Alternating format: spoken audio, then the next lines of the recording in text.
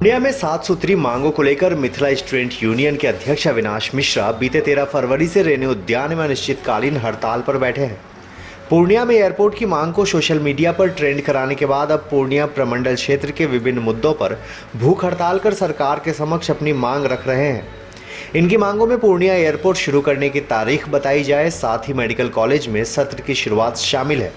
पूर्णिया में high court bench बने, bus stand निर्माण हो, रेलवे कनेक्टिविटी हो। इसके अतिरिक्त किशनगंज एएमयू का फंड रिलीज हो तथा रानीगंज में बिहार का सबसे बड़ा चिड़ियाघर बनाने के 3 बार की घोषणा को पूरा किया जाए। मिथिला स्टूडेंट यूनियन ने साफ तौर पर कह दिया है कि वो तभी उठेंगे जब सूबे के उप मुख्यमंत्री तारकिशोर प्रसाद खुद से अनशन स्थल पर पहुंचे, इनसे मिले और इनकी मांगों को पूरा करने का भरोसा दिलाए। लेकिन 4 दिनों में अब तक कोई भी सरकार के नुमाइंदे या फिर जनप्रतिनिधि यहां नहीं पहुंचे हैं। हेल्थ चेकअप की टीम भी अब जाकर पहुंची है। मीडिया में खबर आने के बाद स्थानीय समाजसेवी राजकुमार चौधरी और किशनगंज के सांसद प्रतिनिधि भी अनशन स्थल पर अपना समर्थन देने पहुंचे।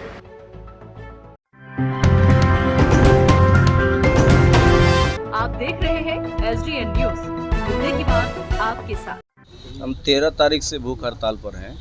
8 दिन पहले ही जिला प्रशासन को इसकी सूचना दे दी थी। मुद्दा हमारा है कि पूर्णिया एयरपोर्ट 7 साल से सिर्फ घोषणा में है, हर साल चुनाव में सामने आ जाता है।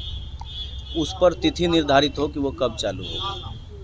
पूर्णिया मेडिकल कॉलेज बन के तैयार है। पिछले सत्र में स्वास्थ्य मंत्री जी ने कहा था कि 21-22 सेशन में मेडिकल कॉलेज में दाखिला और इलाज शुरू होगा, वो क्यों नहीं हो पाया। सैकड़ों छात्र सीट एग्ज़ाम निकाल करके 1-2 नंबर के लिए चूँकि एमबीबीएस में सीट नहीं था। अगर यहाँ ये मेडिकल कॉलेज चालू रहता तो उन छात्रों का भविष्य आज बर्बाद नहीं होता, 1 साल बर्बाद नहीं होता। वो हो गया। तीसरा हमारा मांग है कि हाईकोर्ट बेंच हो पूर्णिया में।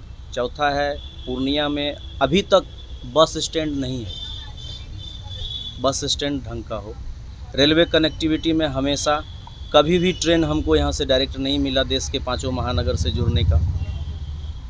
उसके बाद हमारा एएमयू जो पड़ोस का ज़िला है, हमारे प्रमंडल का ज़िला है, उसको फंड रिलीज नहीं हो रहा है। वहाँ से भी हमारे छात्र साथी कॉन्टैक्ट में हैं। चिड़ियाघर रानीगंज में 3 बार घोषणा हो चुकी है कि प्रदेश का सबसे बड़ा चिड़ियाघर बनाएंगे, वो उस पर बात नहीं हो रही है। तो 252 साल ज़िले को क्रॉस किए हुए हो गया, यानी 252 साल के ज़िला में ये मूलभूत सुविधा का जो काम है ये अभी तक नहीं हो पाया है। तो हम लोगों का प्रश्न सीधे डिप्टी सीएम से, चूँकि वो हमारे क्षेत्र से हैं, कि आप बताएं कि आपके कार्यकाल में होगा कि नहीं होगा। बस यही सवाल है उनसे हमारा। इसी सवाल के लिए भूख हड़ताल पर बैठे हैं। उनका जब जवाब आ जाएगा उसके बाद हम लोग अनशन तोड़ने पर विचार करेंगे। और रही बात शासन प्रशासन की, तो मुझे बड़ा आश्चर्य हो रहा है कि हमारे ज़िला प्रशासन को अनशनकारियों से किस प्रकार से डील करना चाहिए ये भी नहीं आता है।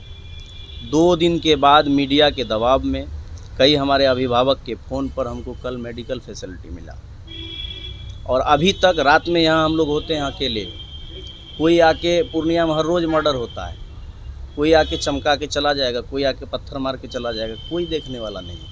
ना हमारे पास लाइट होता है, एक पेट्रोमैक्स के सहारे हम लोग होते हैं।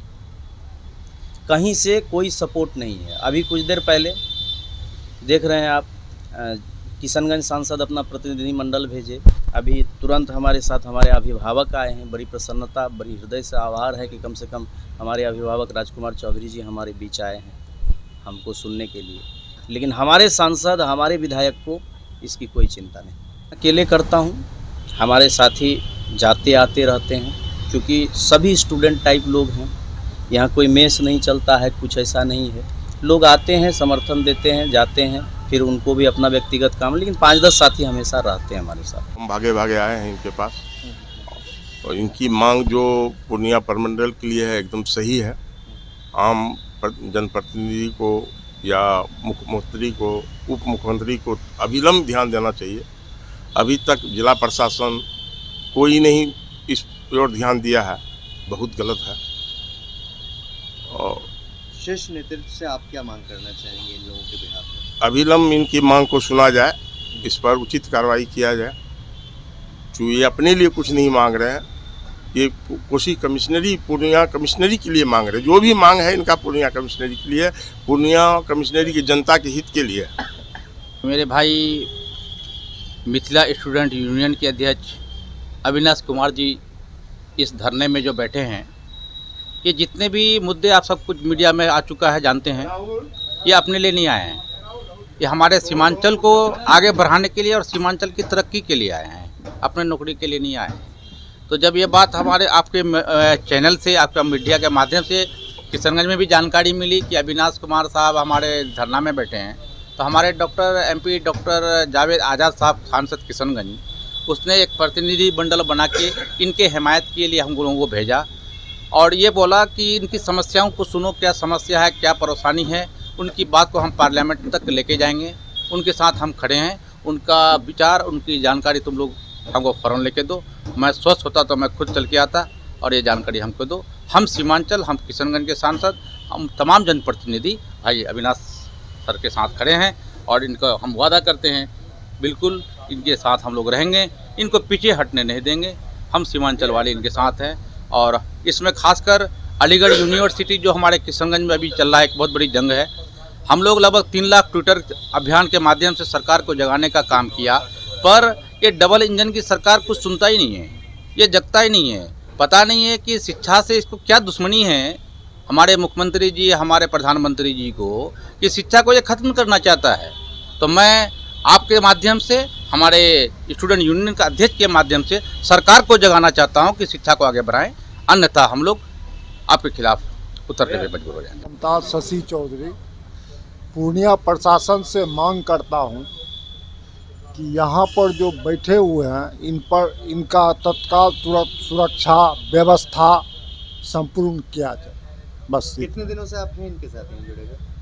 हम तो इनके साथ बहुत दिन से जुड़े हुए हैं, वैसे धरना स्थल पर भी आपने आ रहे हैं।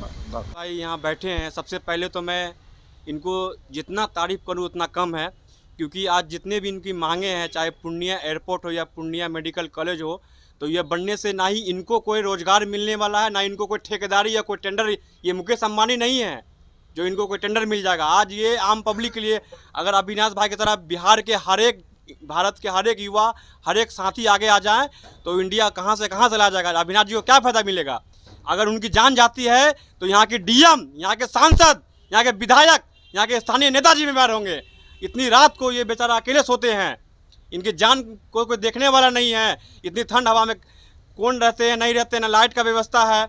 यहाँ का नेता जब मीडिया में बात चली है तो अपने प्रतिनिधि भेजेंगे। आप जब सरकार वाले बात आती है तो आप बोलते हैं कि हम लोग बिहार को आगे बढ़ाने हैं, आपको सुशासन की सरकार कहते हैं। यही आपके सुशासन है जो एक हुआ अपनी जान जोखिम में, अगर ये इसको कुछ होता है तो इसके जिम्मेदार कौन होंगे? अगर इसको कुछ होता है तो हम लोग यहाँ के DM, यहाँ के SP को मैं खुद केस करूँगा अगर इनको कुछ होता है, क्योंकि ये जो है आज अपने जान जोखिम में डालकर इनको कोई देखने वाला नहीं है। क्या इंडिया में संविधान खत्म हो चुका है? क्या कानून नाम का कोई व्यवस्था है कि नहीं? संविधान में हक है अपने स्तर से कानूनी लड़ाई लड़ने का।